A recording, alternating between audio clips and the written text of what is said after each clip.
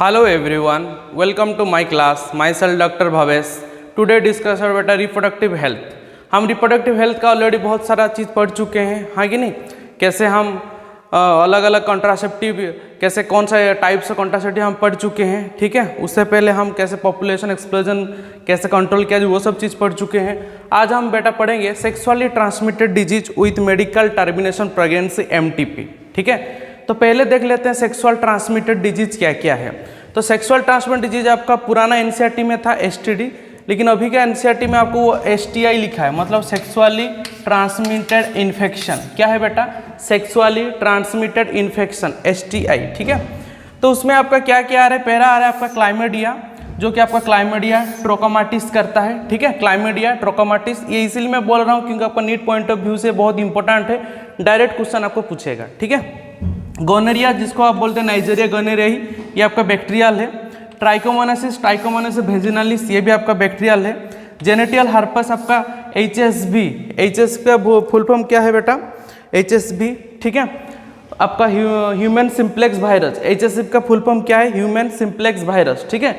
और जेनेटियल वाट्स, उसको हम बोलते हैं ह्यूमन पापिलोमा वायरस, ठीक है। तो आपका ये जो HSV HBV शॉर्ट फॉर्म आपको याद रखना पड़ेगा, आपका human simplex virus, human papilloma virus, ठीक है। तो जेनिटल वाट्स मतलब आपका जेनिटल ऑर्गन जो है उसमें आपको ये चीज़ दिखाई देगा। ट्रोकोमोनासिस ट्रैकिना वेजिनालिस आपको वेजिनालिस में दिखाई देगा, जो कि बहुत ईचिंग करेगा वेजाइना, ठीक है। आपको पस रिलीज होगा वेजाइना से। गोनोरिया नाइजीरिया गोनोरिया बैक्टीरिया है, इसमें आपको क्या होगा? उसमें आपको क्या हो जाएगा? आपका ऐसे पैचेस वगैरह आएगा, ठीक है, जेनेटियल ऑर्गन में, और पेनफुल भी रहेगा, स्वेलिंग करेगा। क्लाइमोडियस ट्राकोमाटिस, वो भी आपको इससे रिलेटेड है। ये सब क्या है बेटा? सेक्सुअल ट्रांसमिटेड डिजीज है। अगर आप कोई कॉन्ट्रासेप्टिव यूज ना करके, अगर मान के चलो कोई इन्फेक्टेड पर्सन सेक्सुअल इंटरकोर्स कर रहा है, ठीक है, तो अगर वो ऑलरेडी ये डिजीज में इफेक्टेड है तो वो उसका पार्टनर को ये जो आपका जो डिजीज वो ट्रांसफर कर देगा, ठीक है। तो ये आपका मेनली क्या है? सेक्सुअल ट्रांसमिटेड डिजीज है, जिसको हम STD और STI बोलते हैं। आया समझ में ये चीज़, ठीक है। आगे बढ़ते हैं बेटा, आगे हम देखेंगे MTP, मेडिकल टर्मिनेशन प्रेगनेंसी। ये क्या है बेटा? MTP मेडिकल टर्मिनेशन प्रेगनेंसी, ठीक है। क्या बोल रहे हैं हम? मेडिकल टर्मिनेशन प्रेगनेंसी, उसको हम क्या बोल रहे हैं? MTP, ठीक है। मेडिकल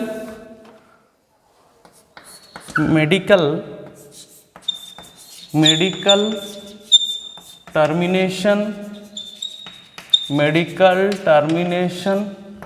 प्रेगनेंसी, ठीक है। मेडिकल टर्मिनेशन प्रेगनेंसी, इसको हम क्या बोलते हैं बेटा? MTP, ठीक है। तो ये क्या होता है मेडिकल टर्मिनेशन प्रेगनेंसी? जैसे मान के चलो अनवांटेड फेटस डेवलप हो गया, तो अनवांटेड फेटस डेवलप होने का लिए जो हम जो एबॉर्शन करते हैं, ठीक है, उसको हम बोलते हैं मेडिकल टर्मिनेशन प्रेगनेंसी। तो वो जो आपका है वो कितना टाइम ड्यूरेशन में करना चाहिए? 12 वीक उसका सबसे सेफ पीरियड है। अगर एक एम्ब्रियो डेवलप हो रहा है, उसका 12 वीक जो फर्स्ट ट्राइमेस्टर, 12 वीक मतलब आपका क्या है बेटा? First trimester. तो ये फर्स्ट ट्राइमेस्टर का अंदर ही आपको क्या करना चाहिए? वो चीज़ को आपको मेडिकल टर्मिनेशन प्रेगनेंसी करना चाहिए, तब जाके क्या होगा? आपका जो डेवलपिंग एम्ब्रियो है वो आपका डिस्ट्रॉय होगा, ठीक है। तो ये जो मेडिकल टर्मिनेशन प्रेगनेंसी आपका इतना हाई हो गया है, अब आपका वर्ल्ड में मिनिमम बहुत सारे मिलियंस ऑफ लोग मेडिकल टर्मिनेशन प्रेगनेंसी करते हैं। उसका वजह से क्या होता है? उसका वजह से आपका एक गलत मैसेज आता है सोसाइटी का, ठीक है। एक्चुअली मेडिकल टर्मिनेशन प्रेगनेंसी ये हुआ था, जैसे मान के चलिए कोई रेप हो गया किसी का, और कोई का किसी को मतलब मान के चलो कोई कॉन्ट्रासेप्टिव, कोई विदाउट कॉन्ट्रासेप्टिव में कोई सेक्सुअल इंटरकोर्स कर रहा है, तब क्या हो जाता है? आपका फर्टिलाइजेशन टेक्स प्लेस हो जाता है, जिसके बाद कि क्या हो जाता है? आपका एम्ब्रियो का फॉर्मेशन होता है, ठीक है, फेटल का फॉर्मेशन होता है। तो वो चीज़ को अवॉइड करने के लिए आपको MTP यूज किया जाता है, जिसको हम बोलते हैं मेडिकल टर्मिनेशन प्रेगनेंसी। ये आपका एक टाइप का बहुत ही इलीगल प्रोसीजर है, लेकिन ये लीगल उस केस में है, आपका जुडिशियरी केस में ये आपका लीगल माना जाता है, नहीं तो ये क्या है? आपका इलीगल प्रोसेस है, ठीक है, मेडिकल टर्मिनेशन प्रेगनेंसी। बहुत बड़े बड़े डॉक्टर हैं, हम बहुत बड़े बड़े हॉस्पिटल में ऐसे भी डॉक्टर हैं जिनको MTP करते हैं, उनका पास कुछ लाइसेंस रहता है, उनका पास गवर्नमेंट उनको दिया जाता है कि आप ही स्पेशल पर्सन हो जो कि MTP कर सकते हैं। सबको MTP करने का अधिकार नहीं है, ठीक है। तो उसमें क्या होता है? उसमें अगर आप MTP अगर कोई कर रहा है तो उसका गलत मैसेज सोसाइटी ये जाएगा कि हमारा सोसाइटी सबको जीने का अधिकार दिया है, हाँ कि नहीं। हमारे जो संविधान है सबका जीने का खुले का जीने का अधिकार दिया है। अगर तुम किसी को मार रहे हो पेट का अंदर, यूट्रस का अंदर, तो ये कानूनी अपराध है। ये क्या है बेटा? एक कानूनी अपराध है, ठीक है। तो जो भी बच्चा यूट्रस में डेवलप हो रहा है तो वो दुनिया देखना चाहिए। तो उसको अगर ऐसे मारा दिया जाएगा तो वो क्या होगा? वो कन्या, जो आपका कन्या भ्रूण होता है आपका, तो फीमेल फेटिसाइड हो गया। वो कोई भी अगर बेबी, अगर कोई गर्ल हो या बॉय हो, उसको अगर ऐसे डेथ किया जा रहा है तो वो क्या हो रहा है? वो दुनिया नहीं देख पा रही, जिसका वजह से क्या हो रहा है? वो मतलब एक टाइप का जिसको बोलते हैं ह्यूमन किलर टाइप का हो जा रहा है, ठीक है, स्लो पॉइजन टाइप का। तो ये चीज़ बहुत आपका कानूनी मतलब अगर देखा जाए कानूनी क्राइटेरिया के हिसाब से तो ये बहुत रॉन्ग मेथड है, ठीक है। MT मेडिकल टर्मिनेशन प्रेगनेंसी ये एक्चुअली किया जाता है आपका फर्स्ट ट्राइमेस्टर, जो कि आपका 12वीं वीक को एम्ब्रियो हो जाता है फर्स्ट ट्राइमेस्टर का अंदर। ये किया जाने से ये सेफ है। अगर नहीं, अगर मान के चले और भी ज़्यादा हो गया तो उसका सबसे हाईएस्ट है, मैक्सिमम है 24th वीक, ठीक है, 24th वीक ऑफ प्रेगनेंसी, तब यह उसका मैक्सिमम पीरियड है। उसका बाद अगर किया जाएगा तो पॉसिबल नहीं है, ठीक है। आपको तो ये तो मैं ब्लैक बोर्ड में नहीं शो कर पाता हूँ, लेकिन मैं ऐसे कुछ वीडियो वगैरह देखा हूँ कि कैसे हम MT करते हैं। क्या करते हैं? फेटस को ऐसे मेडिकली इक्विपमेंट के जरिया से भेजना से थ्रू से उसको जैसे कटर को कट किया जाता है, उसको ऐसे कट किया जाता है, ठीक है। कट करने के उसका छोटे छोटे टुकड़ा को through the vagina and service उसको निकाला जाता है। तो उसका लिए सेफ पीरियड क्या है बेटा? 12th वीक, ठीक है। और सबसे मैक्सिमम क्या है आपका? 24th वीक होता है, ठीक है ना। आया समझ में ये चीज़? ठीक है, MTP मेडिकल टर्मिनेशन प्रेगनेंसी, ठीक है। अब हम देखेंगे बेटा नेक्स्ट देखेंगे हम इनफर्टिलिटी, ठीक है। नेक्स्ट क्या देखेंगे? इनफर्टिलिटी। इनफर्टिलिटी क्या होता है? इनफर्टिलिटी आपका वो चीज़ है, जैसे मान के चलिए इनफर्टिलिटी, ठीक है। तो इनफर्टिलिटी क्या है? इनफर्टिलिटी आपको वो चीज़ है, कपल मतलब हस्बैंड और वाइफ दोनों बच्चे पैदा करने के चाह रहे हैं, लेकिन सेक्सुअल इंटरकोर्स के कारण कोई भी चीज़ का कमी रह जा रहा है, जो कि उनका बच्चा गर्भ में नहीं रह रहा, मतलब उनका यूट्रस में बच्चा नहीं रह रहा है, ठीक है। तो उसको बोलते हैं इनफर्टिलिटी। और स्टेरिलिटी क्या है? इनफर्टिलिटी और स्टेरिलिटी क्या है? अलग अलग है। स्टेरिलिटी वो है जिसका पास कैपेबिलिटी नहीं है रिप्रोड्यूस करने का। स्टेरिलिटी वो चीज़ है जिसका पास कैपेबिलिटी नहीं है रिप्रोड्यूस करने का, वो स्टेरिलिटी, ठीक है। जैसे आपको हम बोलते हैं ट्रांसजेंडर, वो स्टेरिलिटी है। और इनफर्टिलिटी क्या है? कैपेबल है, बट अनफॉर्चुनेटली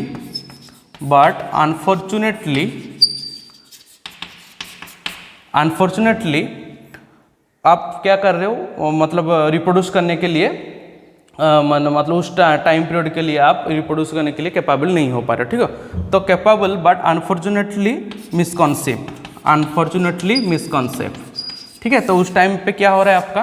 कैपेबल आप नहीं हो पा रहे। लेकिन इनफर्टिलिटी मतलब ये नहीं कि इनफर्टिलिटी इक्वल टू स्टेरिलिटी हम कभी बोल नहीं सकते, क्योंकि इनफर्टिलिटी अलग है, आपका स्टेरिलिटी अलग है। इनफर्टिलिटी मतलब जिसका पास कैपेबल करने का पावर है, लेकिन वो क्या है? वो कुछ कारण की वजह से उसका बच्चा यूट्रस में डेवलप नहीं हो पा रहा है। लेकिन स्टेरिलिटी मतलब क्या है? वो कैपेबल ही नहीं है, उसका पास यूट्रस ही नहीं है, ठीक है।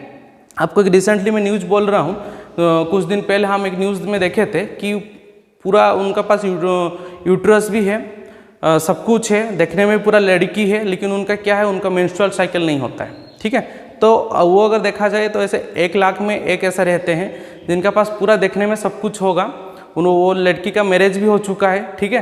लेकिन उसका क्या है? उसका जब वैसे उसका मतलब कैंसर टाइप का जैसे उसको पता चला कि उसका एब्डोमिनल कैंसर में कुछ प्रॉब्लम हुआ है, जब डॉक्टर ने देखे तो डॉक्टर भी चौंक हो गए कि उसका यूट्रस भी है, सब कुछ है, लड़की टाइप का सब कुछ है, आपको 1% भी नहीं लगेगा कि ये लड़का है करके। लेकिन वो अगर हमें से देखा जाए कि उनका पास मेंस्ट्रुअल साइकिल एब्सेंट है, तो ये भी केस आपको देखने को मिलेगा, ठीक है।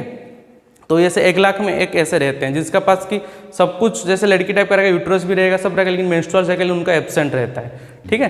तो वो हो गया आपका क्या? वो हो गया आपका स्टेरिलिटी हो गया।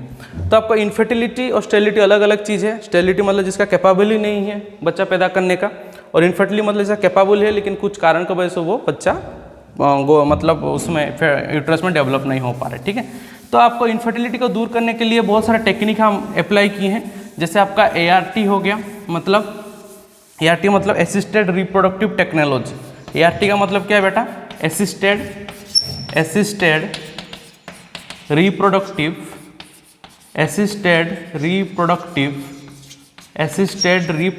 टेक्नोलॉजी, ठीक है। असिस्टेड रिप्रोडक्टिव टेक्नोलॉजी उसको बोलते हैं ART।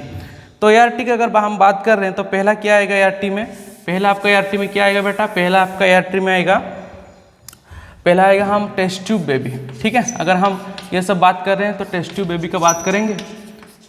तो ये टेस्ट ट्यूब बेबी का मतलब ये नहीं है, मतलब आपको जो इनफर्टिलिटी और इनफर्टिलिटी को दूर करने के लिए सब टेक्नोलॉजी किया गया, क्योंकि आपका मेडिकल सेक्टर गायनिकोलॉजी मतलब सेक्शन में इतना डेवलप हो गया है। ठीक है, तो अगर आपका अभ्यूम रिलीज होने में या आपका स्पार्म में कुछ प्रॉब्लम हो रहा है तो आपको ये सब मेथड में, जो आपका असिस्टेड रिप्रोडक्टिव टेक्नोलॉजी मेथड में हम बच्चे को यूट्रस में डेवलप कर सकते हैं। ठीक है, और एक चीज़ आपको बता दूं, आज तक मेडिकल कितना भी डेवलप हो गया है लेकिन आज तक आर्टिफिशियल यूट्रस डेवलप नहीं हो पाया, आज तक आर्टिफिशियल यूट्रस डेवलप नहीं हो पाई। ये सेंटेंस को अच्छे से सुनिए। ठीक है, आज तक नहीं हो पाया, इसीलिए आपको थोड़ा बहुत मैं मैसेज देना चाहता हूँ आपका ये वीडियो के माध्यम से।